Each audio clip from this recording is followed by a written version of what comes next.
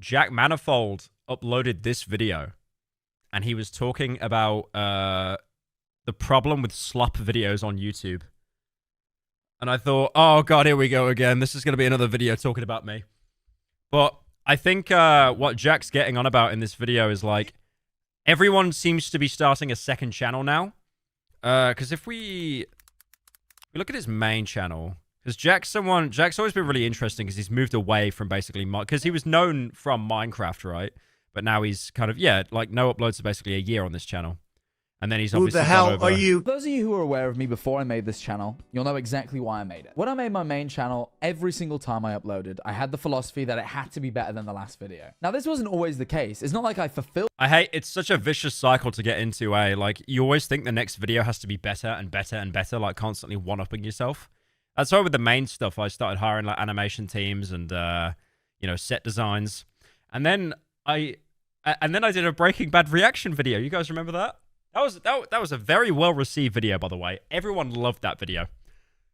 Thank you, Jack Sell, for the Prime. Build that every single time, but I always felt the pressure of that idea. And I made this channel with the explicit reasoning that I didn't want that pressure anymore, and that it didn't really matter whether the last video was better or worse than the next one. I'm just making videos that I want to make. And I think that's a good reason for a lot of people to start a second channel. I will be honest, the main reason why most people make a second channel is money. Because, like, you definitely make more income by just uploading consistently. Because YouTube, if YouTube had its way, it would just put you in this box and be like, upload, upload, upload every day, upload 5 times a day, upload 20 times a day. They just want you to keep churning out content, like, forever. So, I feel a lot of people made the second channel to kind of make slop and not kind of pollute the main channel. Intentionally simple to make. I get on Discord with a friend and I look at something. Maybe I look at something by myself. Maybe it's just an edited down stream. But recently I've seen a couple of comments and a couple of posts on Reddit that got me thinking. Is the stuff that I make on this channel slop? Now, some of you may look at the... I like how it's got subtitles as well, even though this is a casual sit-down video. Because I didn't all the Minecraft YouTubers do that as well? Like Tommy Innit and stuff? They would just always have subtitles? Because I bet you the retention for those is absolutely insane. Scream bewildered at this point. Because you may think, Jack, what the f do you mean is this slop? And honestly, it's a good question because I don't think I can give you a definitive answer. The term slop is a sort of recent one that just gets thrown around on the internet now. Many people refer to their second channels as their slop channels, where they make the easy stuff. I mean, it literally, like, in its actual definition, just means, like, liquid, tasteless food. I love slop.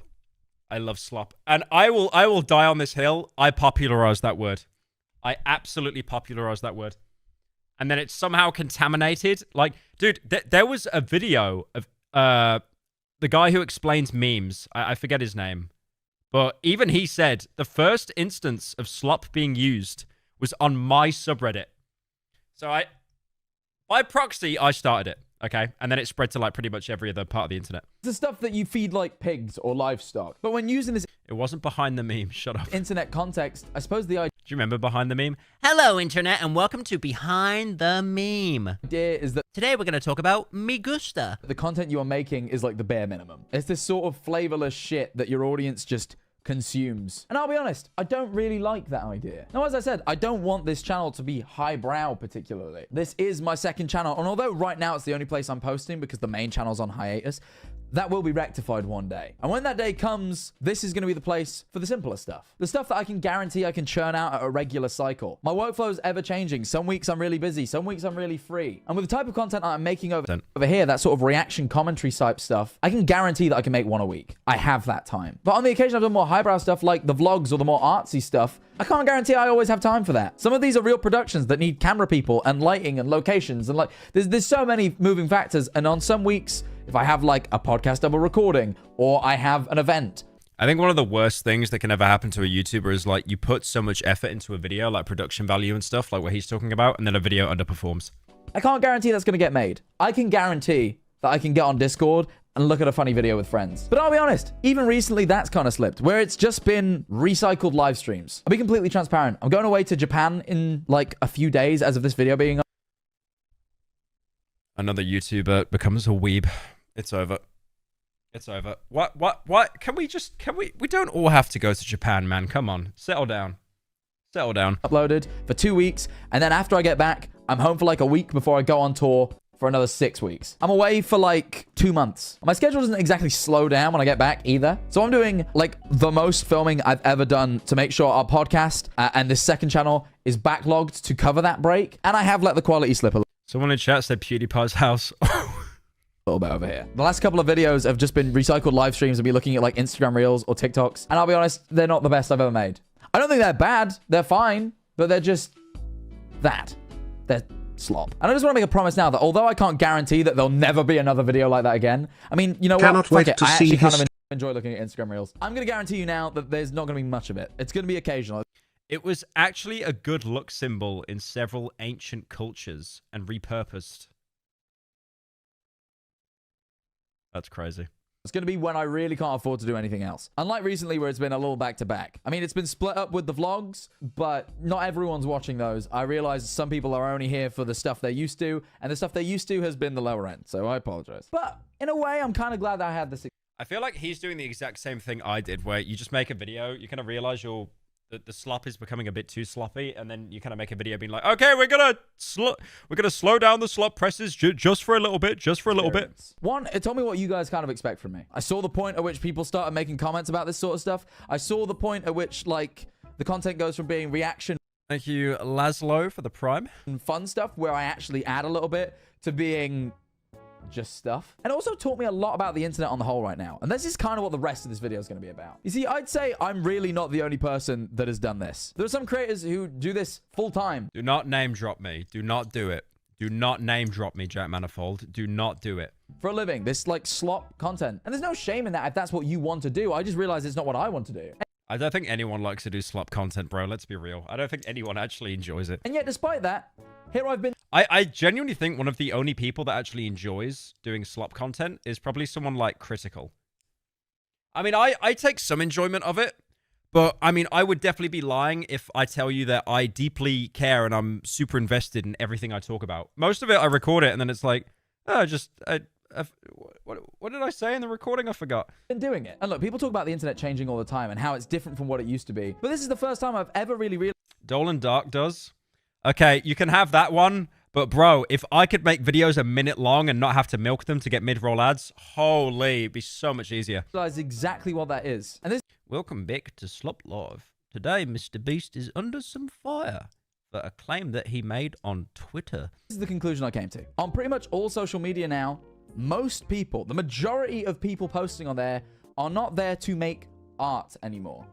They're there to make content. And that may seem obvious because content is the Instead word of garden everybody uses these days as well. It's not like this has been a secret. It's just, I guess it's a change I never saw happening. I never noticed this transition from people who were coming onto the internet to make genuine creative passion projects to people who were making content to, you know, fulfill their audience and pay their bills. And that may not seem like a huge deal or maybe even a big difference, but I think that mindset shift is the reason the internet YouTube is having an unfortunate update that will affect mid-roll ads. Really? Feels so different from what it did 10, even like 5 years ago. I agree with that statement. I feel like there was a big change in the internet every 10 years, but now it's reaching the point where it's like every 3 years. Now, the point I'm about to make, I've already spoken on in this video here.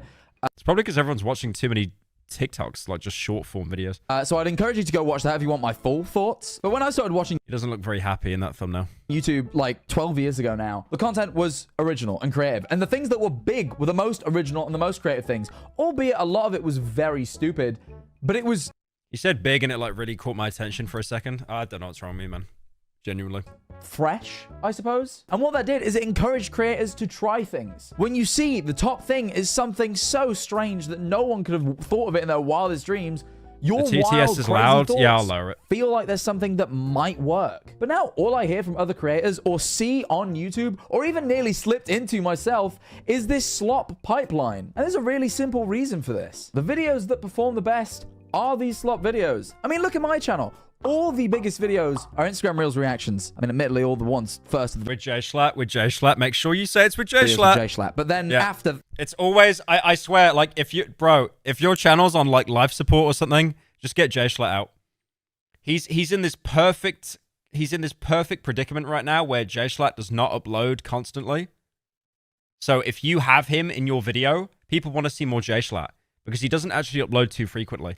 You get the point. And when I have pushed the boat out and tried something new and more creative, although the comments are lovely and the people that do see it really enjoy it, the views are halved. And you don't want to sit here and focus on those as a creator, because at the end of the day, you should be fulfilled by your creative ventures and just seeing that anyone enjoyed them. I mean, at the end of the day, when 50k people watch a video, that's 50,000 people who watched it.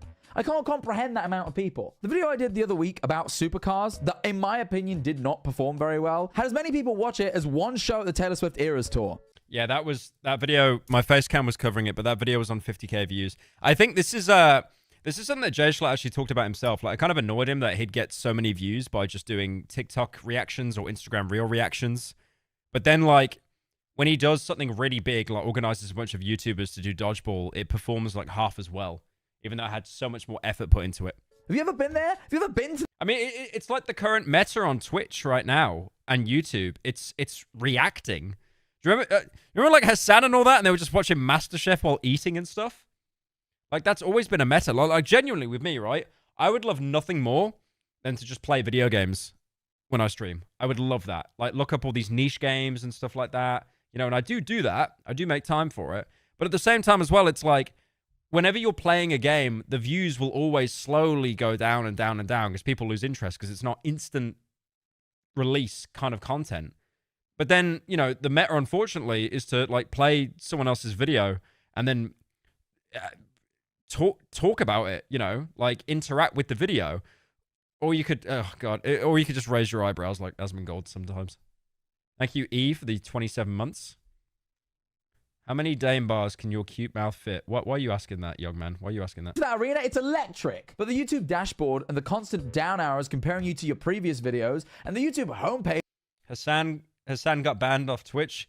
I think he was banned for like a solid 17 seconds. Then he came back. With Mr. Beast with like 100 million views a video makes you feel like that's tiny. And not only that, but your income's directly linked to how many people watch the video. And no one wants to be money. It's also linked to watch time. Keep that in mind as well. Like, if a video has like 1 million views and it's 8 minutes long, a video that has like 500,000 views, that's double the length, will basically make the same amount of money, if not more. Focused, but everyone has bills. And as I get older and I get more responsibilities and I start to try and progress my life into the next chapters. He's 22. I mean, I'm kind of doing a bit here. I've talked to him in person about like what he wants to do, like, you know, with his life and stuff like that. And, you know, as you get older, you do get a lot more responsibilities. And it's like, wait, this hobby that I make money off, I need to actually make more money because like I need to secure my future and stuff like that. But yeah, also 22, man. Shut up. Scroll TikTok a bit more. That's important. More important than when I was 17. And I know that pretty much every other YouTuber feels the same way. And yet, we all feel unfulfilled by it. And the audience...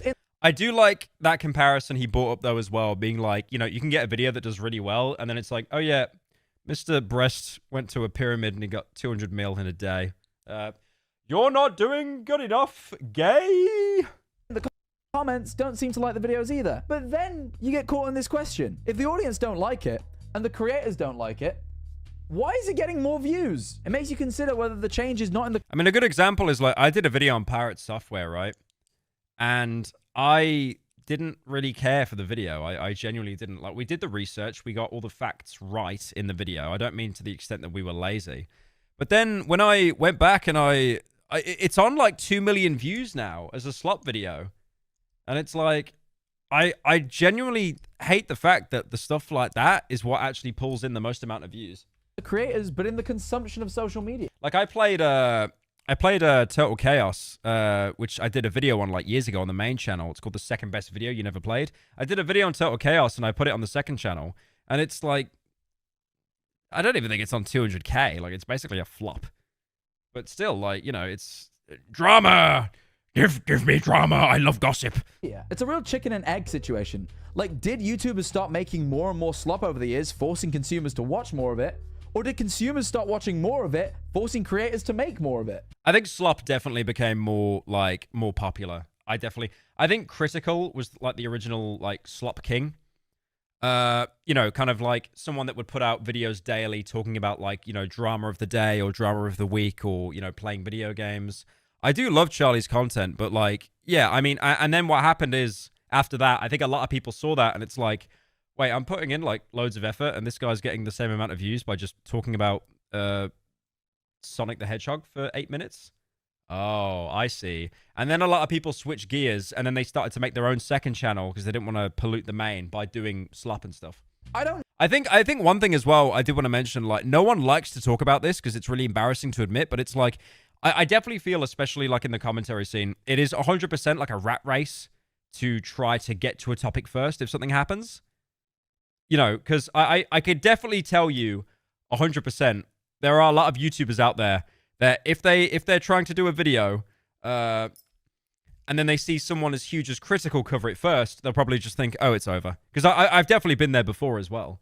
It's definitely a saturated market, and it is like a huge rat race.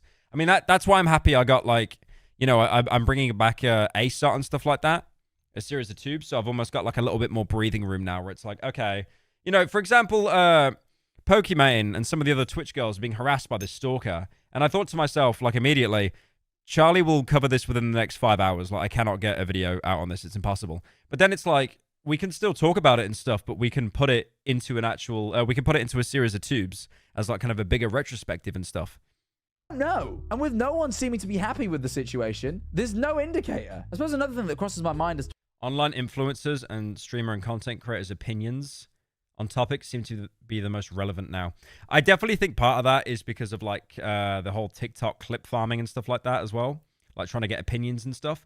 Like, dude, yeah, I mean, not a lot of people have like time to actually watch content. Some people just, I mean, most people that are watching this stream, they probably just have it on in the background when they're playing 6 Siege. Stop throwing, by the way, you suck at the game. To why this might have happened is the fact that this is a career now. 10 years ago when people were doing this, there was only just money being introduced into it. Everyone was doing it as a hobby. No one had aspirations. I agree with this statement as well. Like, I'm basically an old head compared to Jack, but most people did it as a hobby, and then you kind of realize, wait, no, this is a job. I need to, you know, streamline it. I need to try and make more money, get more views to kind of secure my future and stuff like that. I know it does sound like a cope, but, you know, you don't want to be like 40 looking back on yourself and then thinking, if I tried, I could have definitely made more money from YouTube, and I could have, you know, I could have been able to support my family better or something like that. So I think a lot of people, because definitely when you get older, there's actual science behind this, by the way. When you get older, the passage of time actually gets faster, which is really scary. So I think a lot of people, they almost use kind of hindsight to punish themselves a bit, or they get a bit like existential. There's a lot of YouTubers I've talked to that get very existential. They think to themselves like, oh, what do I do next? Like what's going to happen? Where do I go when I die? You know, all that kind of stuff. But I think a lot of people kind of became self-conscious very quickly of like, I could probably be securing my future better than what I'm doing now. Of doing anything more. Maybe it just started, but people really believed that they were going to make their living doing exactly what they loved. And now people see this as a career option. Not talk serious subject for such reason feel wrong. Oh my ESL. I don't understand what that dono is. I'm really sorry. Thank you, GG, for the 2, though. I mean, look at, like, statistics coming out of schools. When you ask kids what they want to be when they grow up, they say YouTuber. Like, a lot of the time. This is a job now. And some people look at it that way. Wholly. They don't see it as a creative outlet so much as a creative... I've said this a lot, but I remember, like, they asked a bunch of kids in school, like, what they want to be when they're older, and they basically just all said YouTubers. Apart from China, they said, like, astronauts or something. Job. A fun job, sure. When you're gonna play Split Fiction, I was at the premiere for Split Fiction last night. I got invited by Sony. It was really cool. The game looks really fun, genuinely. I got given a physical copy on the PS5, but I don't have a PS5, so you know, I mean, if it's on Steam, I'll probably pick it up. Oh, but as a job generally has, with constraints. Many people go into this seeing the categories of YouTubers that exist and try and fit a mold instead of making a mold like people used to. And the positive of that, I suppose, is as more people do this and lay out the path, more people look at that path and are able to break into it. It's accessible now. It's easier to do something when you've seen people do it before. But that leads on the consumer side to us seeing a lot of the same old. Dude, I think I've actually fell off. Like, so few people have given anything on Twitch, like any subs or anything, that I've got a notification now saying it's gone too quiet. Wait, can I? Oh my god. The Twitch notification tab literally just shut itself because it was like, no, you fell off. Oh wait, we got 1. Thank you, Postal Fox of the Prime. Haha, baited. I mentioned it, so you gave me a sub. No, but genuinely, it said like, it's too quiet here. They're like, we're saving bandwidth, bro. Like, you fell off. And it feels to me that people are more interested in innovating in the way of profit than they are in the way of creativity and fun. I'm not trying to be a hypocrite here. I've done it. We've all done it. As I said earlier, this is my job. For but the I Prime? think we hold a responsibility to strike a balance as creators. At least if we want to keep our audience satisfied. And I'll be honest, I don't have the solution to this problem. I don't know how to reduce the slop online. We just all quit YouTube collectively. We all quit YouTube. Collectively. But yeah, I think that the problem is with Slop is like, it definitely is drama focused. I'll be honest, and I will happily admit this. The best month that I had on Pyro Live revenue wise is when I was talking about like, I swear there was a month where there was just so many happenings. It was like Dr. Disrespect and then all the Mr. Beast videos. There was like a big month where there was loads of drama, and that channel ate good then, man. It ate good. But even then, you look back on it, it's like, do you remember anything? No. No, I don't remember a single thing. Because I get the appeal as It was July. It might have been July, actually. to why it is prominent on both sides. It's like the same reason that shows like Family Guy are still running and Thank you, Lennox, for the Prime. Thank you, Sparky, for the 5 months as well.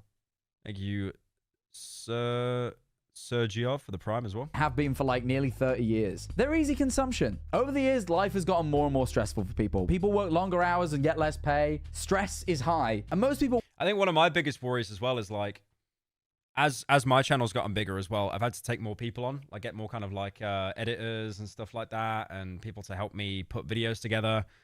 And it's a lot. And then you realize like, even though you're getting more income, you're giving a lot of it to your team, to the point that like, if you have a bad month, like it can actually be unironically, like, you know, that the Wojak, it's over. Like it could actually turn into that Wojak. It's pretty scary stuff, definitely. want to unwind at the end of the day. And something really, really simple that you can switch your brain off and just Remember the Tommy In It and Dream drama? Barely. I did like 2 videos on it, barely. The internet highway is actually just moving too quickly, man. Thank you, B Invader, for the 9 months. chuckle along to is pleasant. I mean, I fall victim to it all the time. You know, I catch myself on Instagram Reels scrolling even when I'm not recording. Someone made a really good video about this recently. And I referenced it before. Technology bad. Drew Gooden, wasn't it? It was Drew Gooden. Yeah, that's right. Drew Gooden, we're not going to watch it, but he did a very good video talking about technology. Hey, a couple weeks And it's like, some of the stuff he goes over here is ridiculous. It's like, everything has to have I just made over 5 kilograms of coleslaw. 5 Please kilograms. God, why did I make that much fucking coleslaw? Why did you make 5 kilograms of coleslaw? How did you make 5 kilograms of coleslaw? Thank you, Josh, for the 10. I have no idea why you've done that. You could send me some though if you want. I got a PO box. But look at this, like this segment here. This segment here that Drew goes over is like every single app needs to get your attention as desperately as possible. more push notifications. Hey, don't forget to use that 14-cent credit before it runs out. It only works on this website that sells lights on and off. The only Oh, way here we go. This is the bit. Look at this. if your friends had pizza this week. Why do I need to know that? I bought that light in the corner a few months ago, and the only way to control it is through an app. And you're probably thinking, certainly there's no Are you social media considering aspect. checking out Pyrocynical? It's a solid game kinda reminiscent of Cruelty Squad. I think I was given a code for that by the dev. Thank you, Cervasi, for the 10. Appreciate it. To an app that turns lights on and off, and that might just be the dumbest thing you've ever said. Of course it has its own news feed and hashtag. It's an app to turn a light on and off and change color.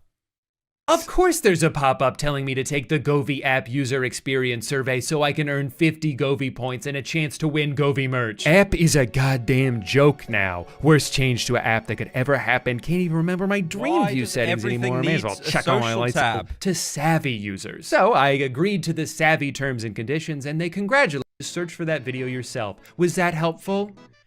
It's just... I like how this is about ADHD. It is just hell, man. Like, we're actually getting our brains fried by just this constant input.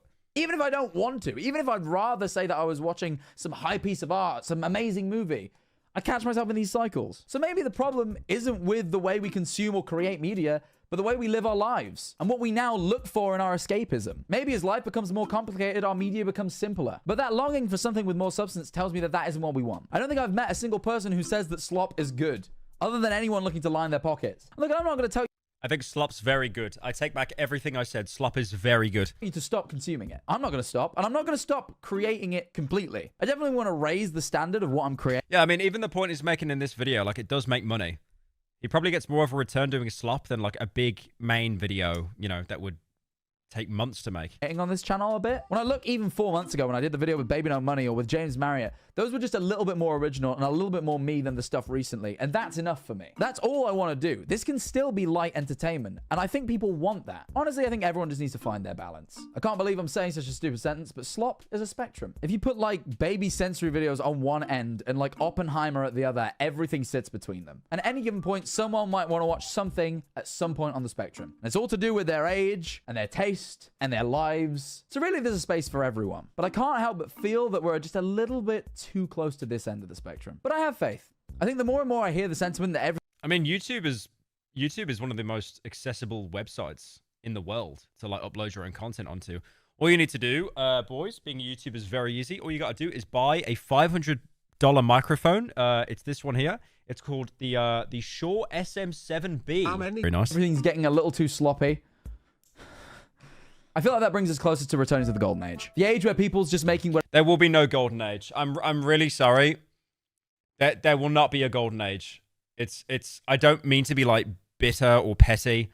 There will be like good videos, but there's no way now. Once people have realized that they can make money by doing less effort, I don't think there'll be like another golden age. There will be some YouTubers that make some incredible videos, but I do think there's going to be a lot more slop, unfortunately. But to not be completely negative, if you can wade through the slop and ignore it, you can find some really, really good videos. I mean, Jack and Jay Schlatt, or was it Tommy Innit and Jay Schlatt? I forget. But they've both done videos basically talking about YouTubers that they like very niche YouTubers, and gave them shout outs and stuff. There's genuinely some amazing content on YouTube, but unfortunately, it's really hard to find. whatever their heart desires. The more I speak to creators, the more you hear about people with projects that they're just dying to make, itching to make if only the views were Thank you, Verdo, for the prime. there. That can only happen for so long. We gotta reach a point where suddenly one person makes their project and it does well and it inspires everyone else to make theirs. And hey, as I say, I'm bringing back the main channel soon, and my goal for there is just to make things that my heart desires. So you never know, maybe I'm gonna be the guy to boil it all over. But it's How probably many not gonna people be. It's made probably gonna be that? someone with I genuinely wish I could just do like a critical, and when I'm doing a slop video, I could just like kind of, you know, whip out the editing software and do some like cuts and splices, but it's just not enough. It's not enough for someone on my level, so we kind of need those edits. We need like, you know, it to kind of last more and stuff like that. because the more of you that do gives me higher chances. Thank you, Permance, for the 10. How's the new house? It's amazing. I love it. I'm here for a couple months. My PayPal was hacked, so I'm doing the next best thing. To Thank you for the 10, sir. I really appreciate it. actually be that guy, and I would appreciate that. I'd love Everyone's just saying May bad. to go down with a legacy like that. But yeah, let me know what you think in the comments. This isn't a video where I have a conclusion to make or like an answer. This is just something that's been dancing around my mind. I think it's interesting to think about. Why has this happened? I'm not 100% sure. Someone The one thing I have noticed with YouTube is like, the less you upload, the more it kind of pays off. Because I've noticed a lot of people that do slop for a while, their views do tend to go down, and then they just kind of like quit out of like burnout and stuff like that. I mean, D'Angelo Wallace is a good example. He has I mean, actually, let me check just to make sure I'm not wrong here. He's got a second channel. Is it this one? Yeah, he's been gone for like 3 months now. But he was like grinding out daily slop. And then Voidzilla as well.